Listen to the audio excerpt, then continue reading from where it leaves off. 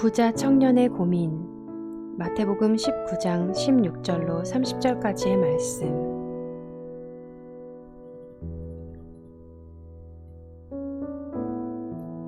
그런데 한 사람이 예수께 다가와서 물었다.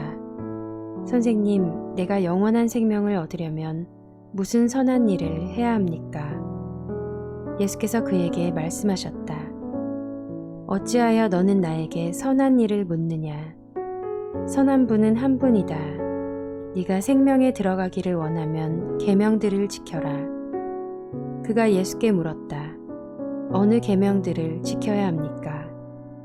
예수께서 대답하셨다. 살인하지 말아라. 간음하지 말아라.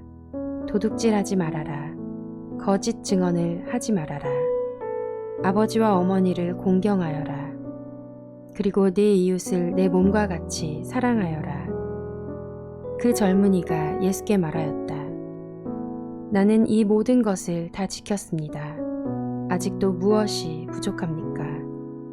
예수께서 그에게 말씀하셨다. 네가 완전한 사람이 되려고 하면 가서 네 소유를 팔아서 가난한 사람에게 주어라. 그리하면 네가 하늘에서 보화를 차지하게 될 것이다. 그리고 와서 나를 따라라.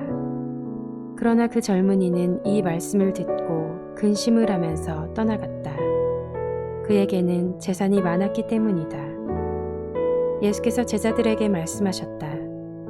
내가 진정으로 너희에게 말한다. 부자는 하늘나라에 들어가기가 어렵다. 내가 다시 너희에게 말한다. 부자가 하나님 나라에 들어가는 것보다 낙타가 바늘기로 지나가는 것이 더 쉽다. 제자들이 이 말씀을 듣고 깜짝 놀라서 말하였다. 그러면 누가 구원을 얻을 수 있습니까? 예수께서 그들을 눈여겨보시고 말씀하셨다.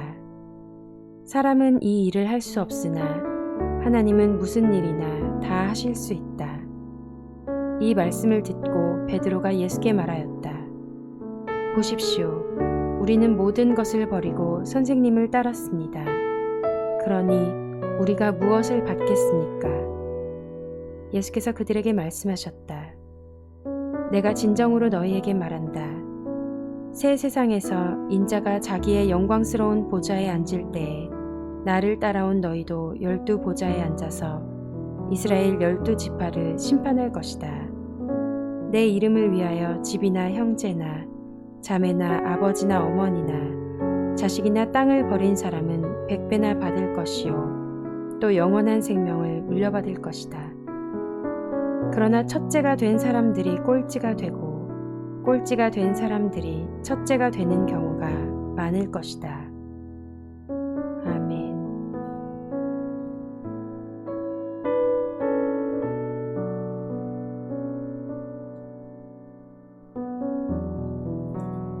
하루는 젊은 청년이 예수님께 와서 어떤 선한 일을 해야 영생을 얻을 수 있는지를 알기 원하였습니다. 이 젊은 청년은 누가복음 18장 18절에 보면 단순히 부자 청년이 아니라 관리로 소개하고 있습니다. 젊은 나이에 관리이며 많은 재산을 가지고 있는 것을 보면 그는 세상에서 엄청난 노력을 하며 살아가는 자임을 알 수 있습니다. 이 젊은 관리는 영생도 노력으로 얻으려는 의지가 강한 것을 볼 때 노력형임을 어느 정도 반증해주고 있습니다. 어쨌든 노력으로 어떤 선한 일을 함으로 영생을 얻기를 바랐습니다. 예수님은 이 젊은 관리를 나무라지 않으시고 5에서 10계명을 지키라고 하였고 젊은 관리는 의기양양하게 말씀하신 것들을 다 지켜 행하였다고 자신 있게 대답합니다. 젊은 관리는 생각했을 것입니다.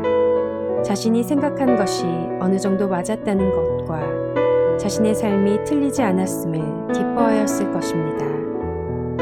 하지만 그 젊은 관리는 알고 있었습니다.